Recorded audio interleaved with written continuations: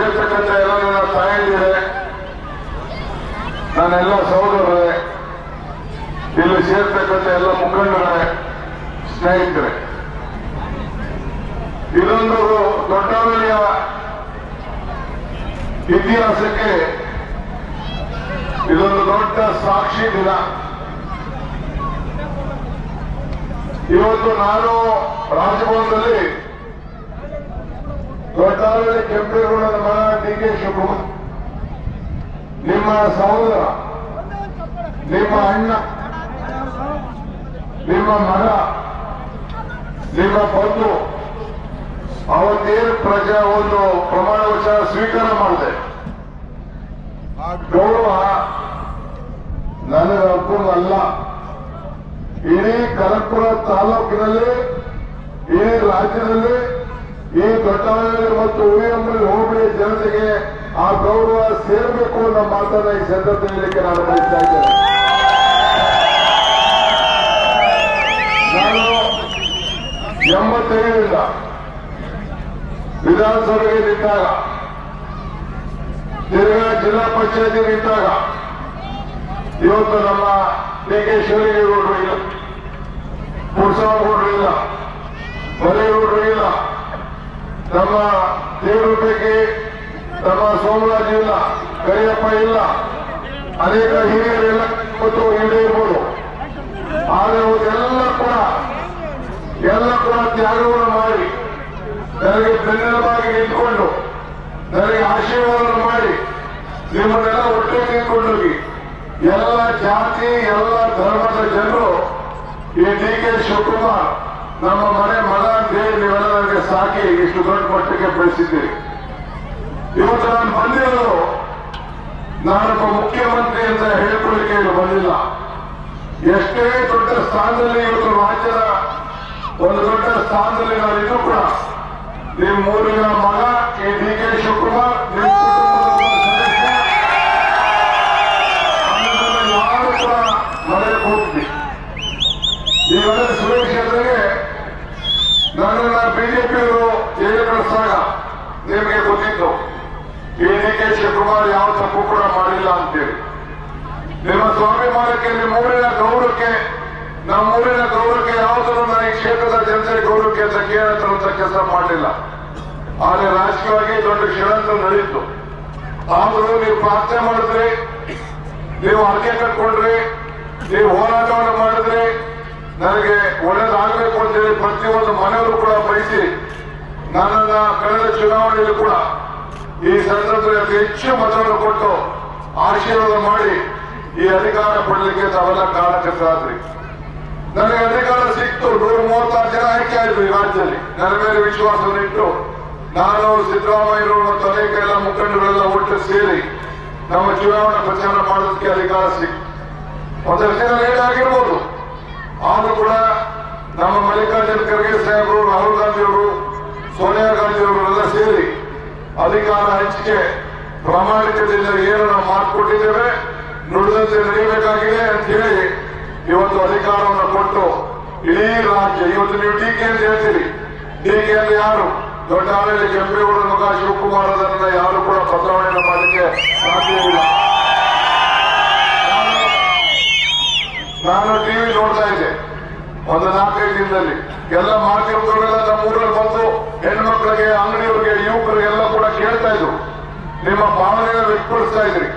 ಎಷ್ಟು ದೊಡ್ಡ ಸಂಖ್ಯೆಯಲ್ಲಿ ಬಂದು ನನ್ನ ತಾಯಂದಿರು, ಯುವಕರು, ಹಿರಿಯರು ಎಲ್ಲ ಇಡೀ ಹೋಬಳಿ ಜನ ಬಂದು ಆಶೀರ್ವಾದ ಮಾಡಲಿಕ್ಕೆ ತಾವು ಬಂದಿದ್ದೀರಲ್ಲ, ನಾನು ಎಷ್ಟು ಧನ್ಯ, ಎಷ್ಟು ಪುಣ್ಯವಂತ, ಎಷ್ಟು ಭಾಗ್ಯವಂತ. ಅನ್ನೋದಕ್ಕೆ ಆ ಭಾಗ್ಯವಂತದ ಶಕ್ತಿ ನಾನೊಬ್ಬ ಮಾತ್ರ ಅಲ್ಲ, ನಿಮಗೂ ಆ ಶಕ್ತಿ ದೊರಕಬೇಕು, ನಿಮಗೂ ಸಿಗಬೇಕು, ನಿಮ್ಮ ಹೆಸರು, ನಿಮ್ಮ ಗೌರವನ ನಾನು ಕಾಪಾಡಬೇಕು ಅನ್ನೋ ದೃಷ್ಟಿಯಿಂದ ಇವತ್ತು ಇಲ್ಲಿ ಬಂದ್ರೆ ನಿಮ್ಮೆಲ್ಲರ ಪಾದಗಳಿಗೆ ನಮಸ್ಕಾರ ಹೇಳಲಿಕ್ಕೋಸ್ಕರ ನಾನು ಇಲ್ಲಿ ಬಂದಿದ್ದೇನೆ.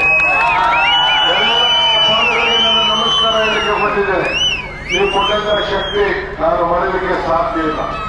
ನನ್ನ ಪ್ರತಿಯೊಂದು ಹೆಜ್ಜೆಗೂ ಹೆಜ್ಜೆಯನ್ನು ಇಟ್ಟಿದ್ದೀರಿ, ಪ್ರತಿ ಕಷ್ಟದಲ್ಲೂ ನನ್ನ ಜೊತೆ ಇದ್ದೀರಿ, ಪ್ರತಿ ಚುನಾವಣೆಯಲ್ಲಿ ಓಟ್ ಕೊಟ್ಟಿದ್ದೀರಿ. ಏನೇ ದೊಡ್ಡ ಕುತಂತ್ರ ಮಾಡಿದ್ರು ಕೂಡ, ಬಿಜೆಪಿಯವರು, ದಳದವರು ಎಲ್ಲ ಸೇರಿ ಯಾವ ಕುತಂತ್ರ ಮಾಡಿದ್ರು ಕೂಡ ನೀವು ಯಾವುದಕ್ಕೂ ಕೂಡ ಜಗ್ಗೂ ಇಲ್ಲ, ಬಗ್ಗೂ ಇಲ್ಲ.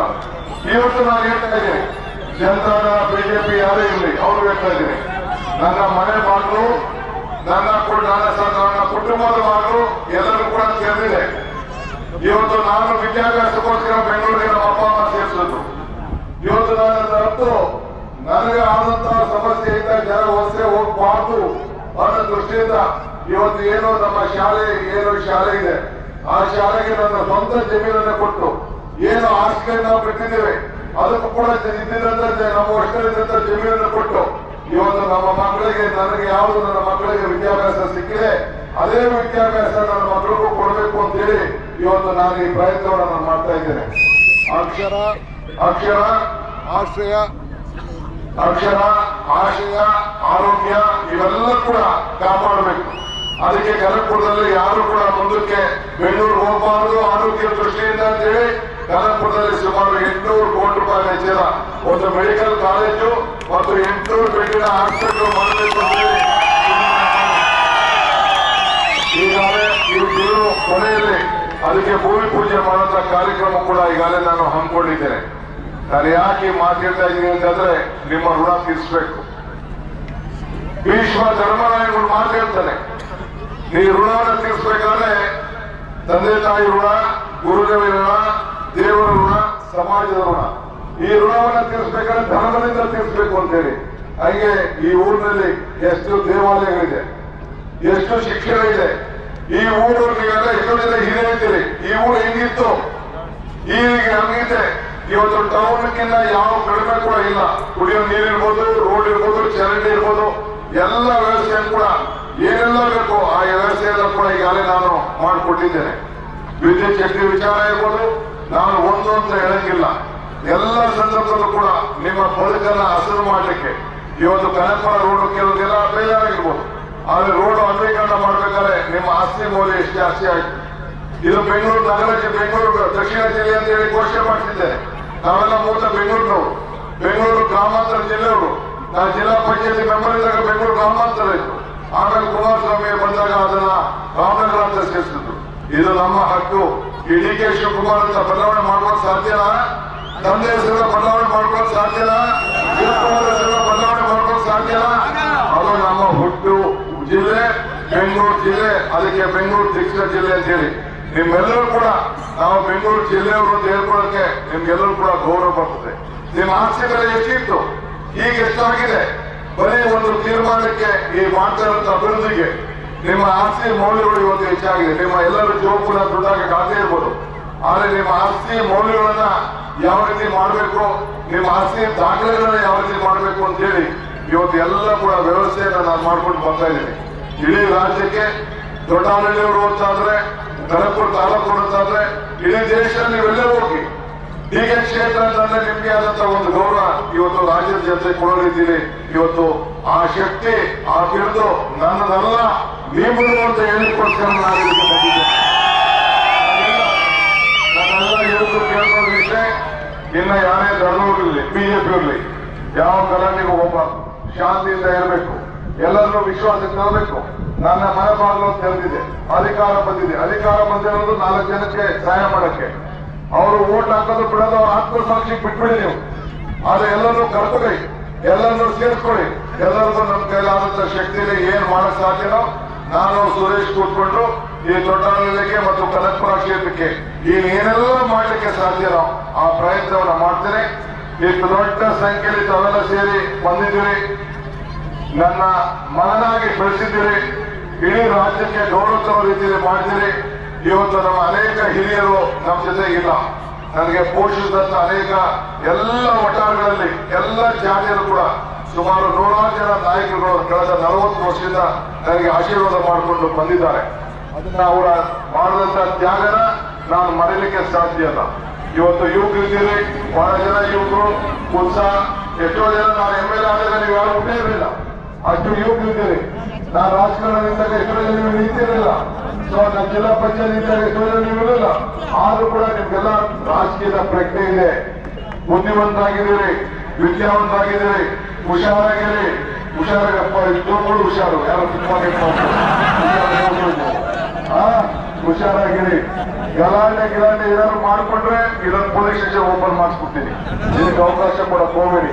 ನಾವೆಲ್ಲ ಸೇರಿ ಒಗ್ಗಟ್ಟಿನಿಂದ ಇರಬೇಕು, ಎಲ್ಲರೂ ಸೇರಿಸ್ಬೇಕು. ಮುಂದಕ್ಕೆ ನಾನು ಏನಾಗಬೇಕು ಆ ಕೆಲಸವನ್ನ ನಿಮ್ಗೆಲ್ಲ ಕೂಡ ಮಾಡ್ತೇನೆ. ನಿಮ್ ಗೌರವನ ಪ್ರಾಮಾಣಿಕವಾಗಿ ನಿಮ್ ಊರಿನ ಗೌರವ ಉಳಿಸಿರ್ತಾನೆ, ತಾಲೂಕಿನ ಸ್ವಾಭಿಮಾನ ಉಳಿಸಿರ್ತಾನೆ. ನೀವು ಯಾರು ಬೆಂಗಳೂರು ಬಂದು ಭೇಟಿ ಮಾಡೋಕೆ ಕಷ್ಟ ಆಗ್ತದೆ. ನಾನೇ ನೀವು ಬರೋದು ಬೇಡ, ಎಲ್ಲ ಊಟ ಹಾಯಿಸ್ಕೊಂಡು ಹುಡುಗಿಸ್ಕೊಂಡು ಬರೋದು ಬೇಡ. ನಾನೇ ಬಂದು ನಿಮ್ಮನ್ನ ಭೇಟಿ ಮಾಡಿ ನಿಮ್ಗೆ ನಮಸ್ಕಾರ ತಿಳಿಸೋಣ, ನಿಮ್ಮ ಆಶೀರ್ವಾದ ಪಡ್ಕೊಳ್ಳೋಣ ಅಂತೇಳಿ ನಾನು ಇಲ್ಲಿಗೆ ನಿಮ್ಮ ಮಾಲಿಗೆ ನಮ್ಮ ಊರಿಗೆ ಬಂದಿದ್ದೇನೆ. ಬಹಳ ಸಂತೋಷ ಆಯ್ತು. ನೀವೆಲ್ಲ ಇಷ್ಟು ದೊಡ್ಡ ಸಂಖ್ಯೆಯಲ್ಲಿ ಬಂದು ನನಗೆ ಆಶೀರ್ವಾದ ಮಾಡಲಿಕ್ಕೆ ತಾವೆಲ್ಲ ಬಂದಿದ್ದೀರಿ. ಇಷ್ಟು ದೊಡ್ಡ ಸಂಖ್ಯೆಯಲ್ಲಿ ಸೇರಿದ್ದೀರಿ. ನಿಮ್ಮೆಲ್ಲರೂ ಕೂಡ ಮತ್ತೆ ನನ್ನ ಸಾಕ್ಷಾತ್ ನಮಸ್ಕಾರ ಹೇಳಿ ನಮಸ್ಕಾರ.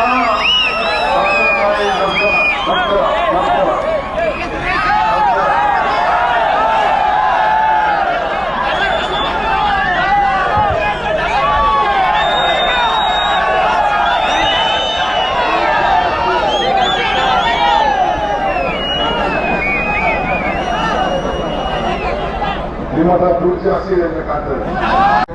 ಗೊತ್ತಾಗೆ ಕೆಲವು ತಾಯಂದಿರು ಬರೋಕ್ಕಾಗುದಿಲ್ಲ, ಕೆಲವು ಹಿರಿಯರು ಬರೋಕ್ಕಾಗುದಿಲ್ಲ.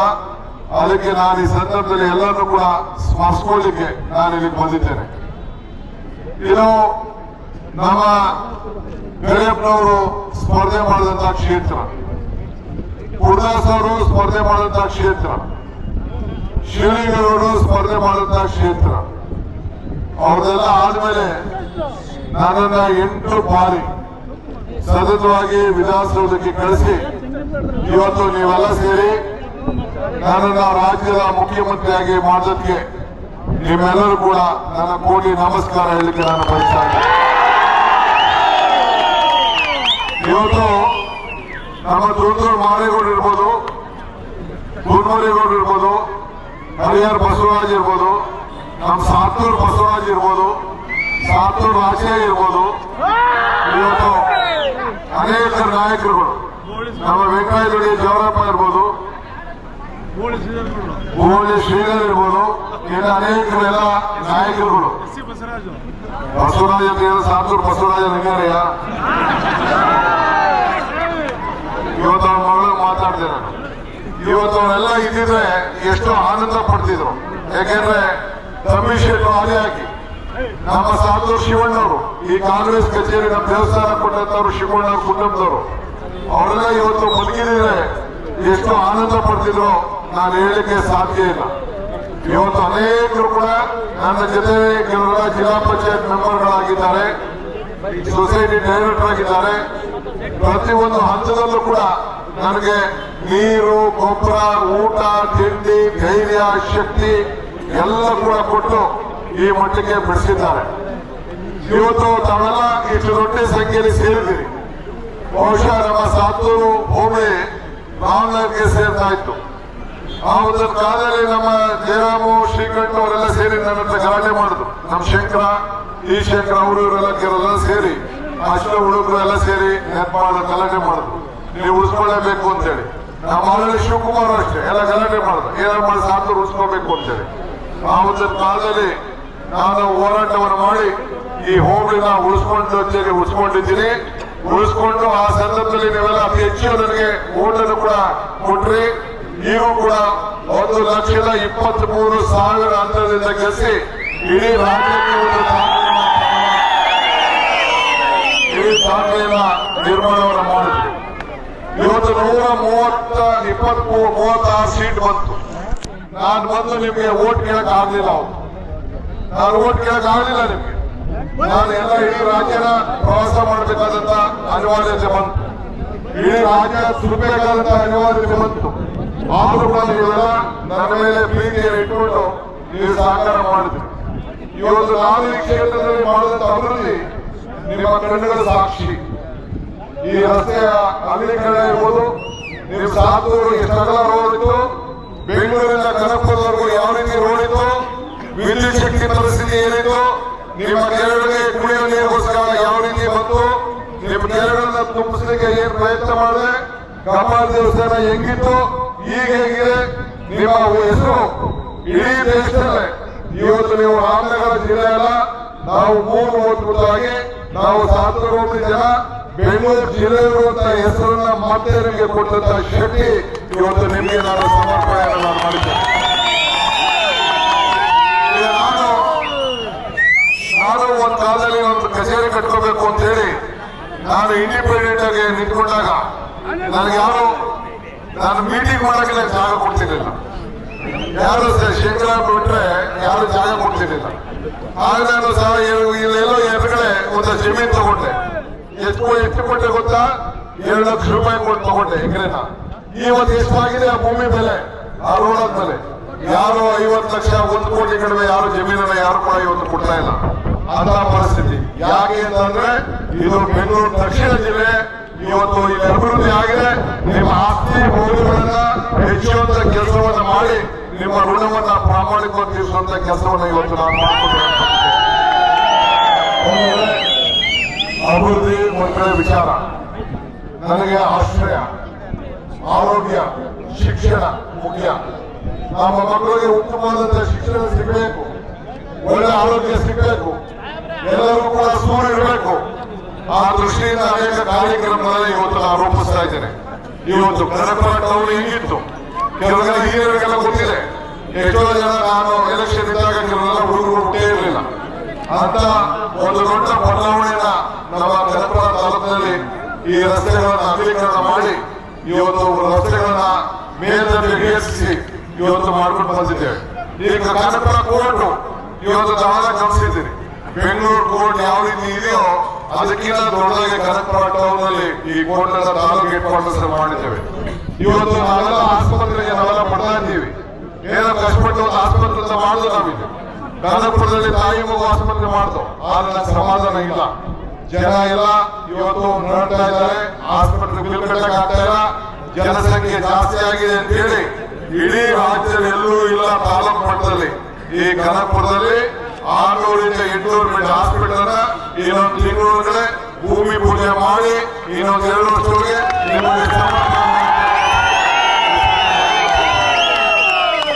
ನಾನು ಹಿಂದೆ ಮೆಡಿಕಲ್ ಎಜುಕೇಶನ್ ಮಿನಿಸ್ಟರ್ ಆದಾಗ ನಮ್ಮ ಪ್ರೈವೇಟ್ ಅವ್ರ ಕೈಲಿ ಜ್ಞಾನಸಾಗರ್ ಹಾಸ್ಪಿಟಲ್ ಕರ್ಕೊಂಡು ಬಂದೆ. ಎಷ್ಟೋ ಅರ್ಥಕ್ಕೆ ಅನುಕೂಲ ಆಗ್ತದೆ. ಆದ್ರೆ ಇನ್ನ ಇವತ್ತು ಮೆಡಿಕಲ್ ಕಾಲೇಜು, ಇವತ್ತು ಗೌರ್ಮೆಂಟ್ ಮೆಡಿಕಲ್ ಕಾಲೇಜು ಬರ್ತದೆ. 800 ಬೆಡ್ ಹಾಸ್ಪಿಟಲ್ ಇರ್ತದೆ, ಎಲ್ಲ ಉಚಿತವಾಗಿ ನಿಮ್ಗೆ ಇರ್ತದೆ. ಇವತ್ತು ನಾನು ಏನೆಲ್ಲ ಮಾಡ್ಲಿಕ್ಕೆ ಸಾಧ್ಯನೋ ಇವತ್ತೆಲ್ಲ ಈ ಕೆಲಸವನ್ನು ಮಾಡ್ತಾ ಇದ್ದೀನಿ. ಇನ್ನೊಂದು ಬಹಳ ಹುಷಾರಾಗಿರ್ಬೇಕು. ಈಗ SIR ಅಂತ ಬರ್ತಾ ಇದೆ. SIR ಅಂದ್ರೆ ಮತದಾರರ ಪರಿಷ್ಕರಣೆ. ಸೊ ನೀವೆಲ್ಲರೂ ಕೂಡ ಮತ್ತೆ ನಿಮ್ಮ ಓಟನ್ನು ನೀವು ಉಳಿಸ್ಕೊಳ್ಬೇಕು. ಈಗ ನಾನು ಅಧಿಕಾರಕ್ಕೆ ಬಂದಕ್ಕೆ ಈಗ ನಿಮ್ಗೆಲ್ಲ ಅನ್ನಭಾಗ್ಯ ಬಂತು, ಎಲ್ಲರೂ ಗೃಹ ಜ್ಯೋತಿ ಬಂತು, ಎಲ್ಲ ಮನೆ ಯಜಮಾನಿಗೆ 2,000 ರೂಪಾಯಿ ದುಡ್ಡು ಬಂತು, ತಾಯಂದಿರಿಗೆ ಉಚಿತವಾಗಿ ಬಸ್ಸಲ್ಲಿ ಪ್ರಯಾಣ ಮಾಡುವಂತದ್ದು. ಇವತ್ತು ಒಂದೊಂದು ಕುಟುಂಬಕ್ಕೆ 5,000 ರೂಪಾಯಿ ಯಾವ್ದಾದ್ರು ರೀತಿಯಲ್ಲಿ ಸಹಾಯ ಮಾಡೋ ರೀತಿಯಲ್ಲಿ ಈ ಬಾರಿ ಅಧಿಕಾರಕ್ಕೆ ಬಂದಕ್ಕೆ ನಾವು ಸಹಾಯವನ್ನು ನಾವು ಮಾಡ್ಕೊಂಡು ನಾವು ಬರ್ತಾ ಇದೀವಿ. ಇದಕ್ಕೆ ಈಗೂ ಕೂಡ ಮುಂದಕ್ಕೆ ಎಲ್ಲ ವಿದ್ಯಾರ್ಥಿಗಳಿಗೆ ಉಚಿತವಾಗಿ ಕೊಡಬೇಕು ಅಂತ ಹೇಳಿ ಅಧಿಕಾರ ತೆಗೆದುಕೊಂಡಂತ ಮೊದಲಿನಿಂದ ಮತ್ತು ನಿಮ್ಮೆಲ್ಲ ದಾಖಲೆಗಳನ್ನ, ಆಸ್ತಿ ದಾಖಲೆಗಳನ್ನ ಸರಿ ಮಾಡಿಕೊಟ್ಟು ಜಮೀನನ್ನ ಪೂರಿ ಮಾಡಿಕೊಟ್ಟು ನೀವೆಲ್ಲರೂ ಕೂಡ ಅನುಕೂಲ ಮಾಡುವಂತಹ ಕೆಲಸವನ್ನ ಈಗಾಗಲೇ ತೀರ್ಮಾನವನ್ನ ನಾನು ಮಾಡಿದ್ದೇನೆ. ಸೊ ಅದರಿಂದ ಇವತ್ತು ತಾವೆಲ್ಲ ನನಗೆ ದೊಡ್ಡ ಶಕ್ತಿಯನ್ನು ಕೊಟ್ಟಿದ್ದೀನಿ.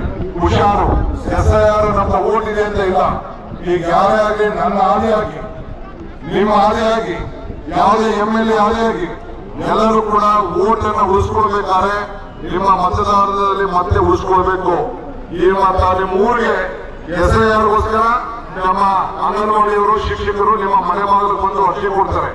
ಆಗ ಅವ್ರು ಎಲ್ಲೇ ಕೆಲಸದಲ್ಲಿರಲಿ ಅವ್ರ ಕೈಯಲ್ಲಿ ಸಹಿ ಹಾಕಿಸ್ಕೊಂಡು ಬಂದು ವಾಪಸ್ ಅವ್ರಿಗೆ ಕೊಡಬೇಕು. ನಮ್ಮ BLAಗಳು ಬೂತ್ ಏಜೆಂಟ್ ಎಲ್ಲ ನಾವು ಮಾಡಿರ್ತೀವಿ. ಅವರು ಅವ್ರಿಗೆ ನೀವು ಫಾರಂ ಕೊಡಬೇಕು, ಇಲ್ಲ ಅವ್ರಿಗೆ ನೇರವಾಗಿ ಕೊಡಬೇಕು, ಎತ್ಕೊಂಡೋಗಿ ಅವ್ರು ಕೊಡ್ತಾರೆ. ಆಗ ನಿಮ್ಮ ಓಟು ನಿಮ್ಮ ಹೆಸರಲ್ಲಿ ಇರಬೇಕು. ಆಗ ಮಾತ್ರ ಗೃಹಲಕ್ಷ್ಮಿ ಸಿಗ್ತದೆ. ಆಗ ಮಾತ್ರ ನಿಮಗೆ ಕಾರ್ಡ್ ಓಡಾಡಲಿಕ್ಕೆ ಬಸ್ಸಲ್ಲಿ ಫ್ರೀಯಾಗಿ ಓಡಾಡ್ಬೋದು. ಆಗ ಮಾತ್ರ ಗೃಹ ಜ್ಯೋತಿ ಉಚಿತವಾಗಿ ಸಿಗ್ತದೆ. ಆಗ ಮಾತ್ರ ಅನ್ನಭಾಗ್ಯ ಬರ್ತದೆ.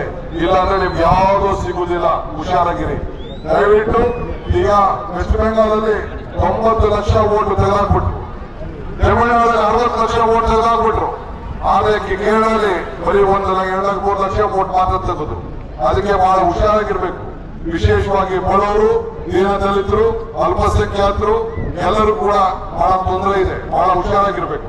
ನಾನು ನನ್ನೆಲ್ಲ ಈ ಅಧಿಕಾರಿಗಳಿಗೆ ಹೇಳಿದ್ದೀನಿ, ಅವನು ಯಾವುದೇ ಪಾರ್ಟಿನಲ್ಲಿ ಅವನ ಮತದಾನದ ಹಕ್ಕನ್ನ ಇರಬೇಕು. ಅವನು ಇಲ್ಲೇ ಮನೆ ಇಟ್ಕೊಂಡು ಇಲ್ಲೇ ಕೆಲಸಕ್ಕೆ ಹೋಗಿರ್ಲಿ, ಆದ್ರೆ ಅವನ ಊರಲ್ಲೇ ಓಟನ್ನ ಇಟ್ಕೊಳ್ಬೇಕು. ಅದನ್ನ ನೀವು ಹುಷಾರಾಗಿ ನೀವೆಲ್ಲ ಸೇರಿ ಇನ್ನೊಂದು 15 ದಿನದಲ್ಲಿ ಪ್ರಾರಂಭ ಆಗ್ತದೆ. ಇದನ್ನ ನೀವೆಲ್ಲ ಗಮನದಲ್ಲಿ ಇಟ್ಕೊಂಡು ಅವ್ರು ಏನು ಎನ್ಯುಮರೇಷನ್ ಫಾರಂ ಅಂತ ಕೊಡ್ತಾರೆ, ಅರ್ಜಿ ಕೊಡ್ತಾರೆ. ಆ ಅರ್ಜಿಗೆ ನೀವು ಸಿಗ್ನೇಚರ್ ಹಾಕಿ ನಿಮ್ಮ ವೋಟರ್ ಲಿಸ್ಟ್ ಅಲ್ಲಿ ಹೆಸರು ಮಾಡಿ. ಇನ್ನೇನಾದ್ರು ಕೆಲವು ಆಗಲೇಬೇಕು ಅಂತಂದ್ರೆ ನಿಮ್ಮ ವಾಸದ ಪತ್ರ ಮತ್ತೊಂದು ಕೆಲವು ಗುರುತಿನ ಚೀಟಿ ಇದೆ, ಅದು ಒಳಗಡೆ ಅಟ್ಯಾಚ್ಮೆಂಟ್ ಮಾಡಿ ಕೊಟ್ಟಾಗ ಮಾತ್ರ ನಿಮ್ಮ ವೋಟ್ ಉಳ್ಕೊಳ್ತದೆ. ಇಲ್ಲ ಅಂದ್ರೆ ವೋಟ್ ಉಳ್ಕೋದಿಲ್ಲ. ವೋಟ್ ಇಲ್ಲ ಅಂದ್ರೆ ನಿಮ್ಗೆ ಯಾವ ಸೌಲಭ್ಯ ಸಿಗುದಿಲ್ಲ. ದಯವಿಟ್ಟು ಇದಕ್ಕೆ ಆಮೇಲೆ ಬಂದು ನನ್ ಕಿತ್ತಾಕ್ಬಿಟ್ಟವ್ರೆ, ನನ್ನ ವೋಟ್ ಕಿತ್ತಾಕ್ಬಿಟ್ಟವ್ರೆ, ನನ್ನ ಮಗ ಬೆಂಗಳೂರಿಂದ ಗೊತ್ತಾಗ್ಲಿಲ್ಲ ಅನ್ನೋದು ಯಾರು ಕೂಡ ವ್ಯಾಪಾರಕ್ಕೆ ಹೋಗ್ಬೇಡಿ. ದಯವಿಟ್ಟು ನಾವು ಹುಷಾರಾಗಿಡಿ. ಎಷ್ಟು ದೊಡ್ಡ ಸಂಖ್ಯೆಯಲ್ಲಿ ತಾವೆಲ್ಲ ಬಂದಿದ್ದೀರಿ.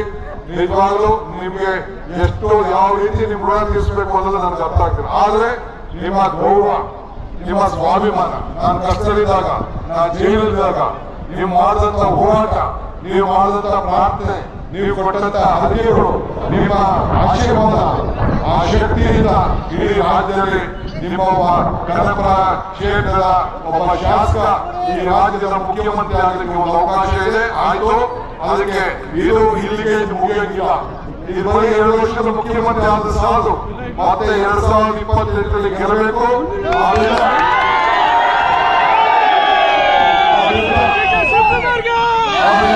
ನೀವೆಲ್ಲರೂ ಕೂಡ ನನ್ನ ಮನೆ ತೆರೆದಿದೆ. ಪಾರ್ಟಿ ಪಕ್ಷ ನೋಡಕ್ ಹೋಗ್ಬೇಡಿ, ಯಾವ ಬಿಜೆಪಿನೂ ನೋಡಕ್ ಹೋಗ್ಬೇಡಿ, ದಳನೂ ನೋಡಕ್ ಹೋಗ್ಬೇಡಿ. ಎಲ್ಲರನ್ನೂ ವಿಶ್ವಾಸಕ್ಕೆ ತೆಗೆದುಕೊಳ್ಳಿ. ನನ್ನ ಮನೆ ಬಾಗಿಲು ಎಲ್ಲರಿಗೂ ತೆಗೆದಿದೆ. ನಾನು ಮುಖ್ಯಮಂತ್ರಿ ರಾಜ್ಯಕ್ಕೆ, ನಾನು ಮುಖ್ಯಮಂತ್ರಿ ಎಲ್ಲರೂ ಕೂಡ ವಿಶ್ವಾಸಕ್ಕೆ ತೆಗೆದುಕೊಳ್ಳಿ. ನಾನು ಪೊಲೀಸ್ ಸ್ಟೇಷನ್ ಹೇಳಿದ್ದೀನಿ, ಯಾರು ರಾಜಕೀಯವಾಗಿ ಕೇಸು ಪಾಸು ಬಂದು ಅಂದ್ರೆ ಯಾರು ಎಂಟರ್ಟೈನ್ ಮಾಡಬೇಡಿ ಅಂತ ಹೇಳ್ತೀನಿ. ಎಲ್ಲ ರಾಜಿ ಮಾಡಿ ಸೆಟಲ್ಮೆಂಟ್ ಮಾಡ್ಕೊಂಡು ಹೋಗ್ಬೇಕು, ಶಾಂತಿಯಿಂದ ಇರಬೇಕು. ಇಲ್ಲಾಂದ್ರೆ ಪ್ರತಿಯೊಂದು ಕೂಡ ಮುಖ್ಯಮಂತ್ರಿ ಕ್ಷೇತ್ರ ಅಂತ ಹೇಳಿ ನನಗೆ ಕೆಟ್ಟ ಹೆಸರು ಬರ್ತದೆ. ಯಾರು ಒಬ್ಬರು ಮಾಡಿದ್ರು ಕೆಟ್ಟ ಹೆಸರು ಬರ್ತದೆ. ಇದು ಬಹಳ ಹುಷಾರಾಗಿರ್ಬೇಕು. ಅದಕ್ಕೆ ಯಾವುದಕ್ಕೂ ಕೂಡ ಅವಕಾಶ ಕೊಡಬಾರ್ದು. ನೀವೆಲ್ಲ ಒಗ್ಗಟ್ಟಿನಿಂದ ಕೆಲಸ ಮಾಡಬೇಕು. ಇವತ್ತು ನಾನು ದಳದವರಿಗೆ, ಬಿಜೆಪಿಯವರಿಗೆ ಕೇಳ್ತಾ ಇದ್ದೀನಿ, ನನ್ನ ಮನೆ ಬಾಗಿಲು ತೆರೆದಿದೆ. ನನ್ನ ಹೃದಯಕ್ಕೆ ಎಲ್ಲರೂ ವಿಶ್ವಾಸ ತೆಗೆದುಕೊಳ್ಳಕ್ಕೆ ನಾನು ಸಿದ್ಧ ಆಗಿದ್ದೇನೆ. ನೀವು ದಯವಿಟ್ಟು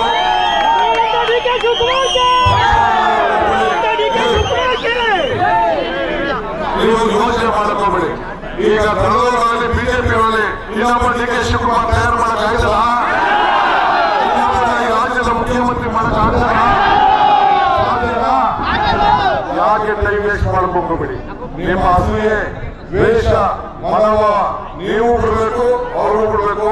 ನಾವೆಲ್ಲ ಒಗ್ಗಟ್ಟಾಗಿ ಇರುತ್ತೆ. ಲೋಕಲ್ ಪಂಚಾಯತಿಗಳ ಜಗಳ ಆಗ್ಬೋದು, ಸೊಸೈಟಿಗಳ ಜಗಳ ಆಗ್ಬೋದು, ಬೇರೆ ರೀತಿ ಜಗಳ ಆಗ್ಬೋದು, ಅಂಚಂಕೆ ಜಗಳ ಆಗ್ಬೋದು. ದಯವಿಟ್ಟು ನಾವೆಲ್ಲ ಮರೆತು ಒಗ್ಗಟ್ಟಿನಿಂದ ನಾವೆಲ್ಲ ಸೇರಿ ದುಡಿಯೋಣ. ಆದ್ರಿಂದ ಎಲ್ಲರಿಗೂ ಕೂಡ ನೀವು ಕಾರ್ಯಕರ್ತರು ಅವ್ರ ಮನೆ ಬಾಗಿಲು ಹೋಗಿ ನಾನು ಕರಿತಾ ಇದ್ದೀನಿ ಅಂತ ಹೇಳಿ ಸ್ವಾಗತ ಮಾಡಿ ನಾನು ಭೇಟಿ ಮಾಡ್ತೀನಿ. ಅವ್ರಿಗೇನ್ ಬೇಕೋ ಬೆಂಬಲವಾಗಿ ಜೊತೆಗಿದ್ಕೊಂಡು ಎಲ್ಲ ಶಾಂತಿಯಾಗಿ ಇಲ್ಲೊಂದು ಮಾದರಿ ಕ್ಷೇತ್ರ ಮಾಡಬೇಕು. ನಿಮ್ಗೆ ಏನೇನ್ ಆಗ್ಬೇಕು ಅಂತ ಹೇಳಿ ಈಗ ಒಂದು ಪಟ್ಟಿ ಮಾಡ್ಕೊಳ್ಳಿ, ಪಂಚಾಯತಿಯಲ್ಲಿ ಕೂತ್ಕೊಂಡು ಪಟ್ಟಿ ಮಾಡ್ಕೊಳ್ಳಿ. ಕನಕಪುರದಲ್ಲಿ ನಾನೊಂದು ಅಧಿಕಾರಿನ ಇಟ್ಟಿರ್ತೀನಿ, KS ಅಧಿಕಾರಿನ ಇಟ್ಟಿರ್ತೀನಿ. ಅಲ್ಲಿ ಬಂದು ಅರ್ಜಿ ಕೊಡಿ. ನಾನು ಬೆಂಗಳೂರಲ್ಲಿ ಭೇಟಿ ಮಾಡೋಕ್ಕಾಗಲಿಲ್ಲ ಅಂದ್ರೆ ಅಲ್ಲಿ ಬಂದು ಅರ್ಜಿ ಕೊಡಿ. ನಾನು ಸಾಯಂಕಾಲ ಬಂದು ಕೊಡ್ತೇನೆ. ನಾನು ಸುರೇಶ್ ಕೂತ್ಕೊಂಡು ನಾನು ನೋಡ್ತೀವಿ, ಲೀಡ್ಗಳು ನೋಡ್ತೀವಿ, ಏನಾಗಬೇಕು ಅನ್ನೋದನ್ನ ತೀರ್ಮಾನ ಮಾಡ್ತೀವಿ. ಇದನ್ನ ಉಪಯೋಗಿಸ್ಕೊಳ್ಳುವಂತ ಕೆಲಸ ನೀವು ಮಾಡಬೇಕು. ಇಷ್ಟು ಮಾತ್ರ ಈ ಸಂದರ್ಭದಲ್ಲಿ ತಾವೆಲ್ಲ ಇಷ್ಟು ದೊಡ್ಡ ಜವಾಬ್ದಾರಿಯನ್ನು ಕೊಟ್ಟಿದ್ದೀರಿ. ಈ ಅಧಿಕಾರ ನನ್ನಲ್ಲ, ಈ ಅಧಿಕಾರ ನಿಮ್ಮದು. ನಾನು ಎಷ್ಟೇ ದೊಡ್ಡವನಾದ್ರೂ ಕೂಡ, ಈ ರಾಜ್ಯದ ಮುಖ್ಯಮಂತ್ರಿ ಆಗಿದ್ರು ಕೂಡ, ಏನಿದ್ರು ನಮ್ಮ ಬಾಳೆ ಕೆಳಗಡೆ ಯಾರ ಓಟ್ಲು ಬಿಡ್ಬೋದು ನಮ್ಮ ಹುಡುಗ, ಆ ಬಾಳೆ ಕೆಳಗಡೆ ಕನಕಪುರಕ್ಕೆ ಬಂದಿದ್ದಾಗೆ ನಾನು ಯಾವುದೂ ಇಲ್ಲ. ನೀವು ಹೇಳಿದ್ರು ನಾನು ನಿಮ್ಮ ಮನೆಯ ಸೇವಕ.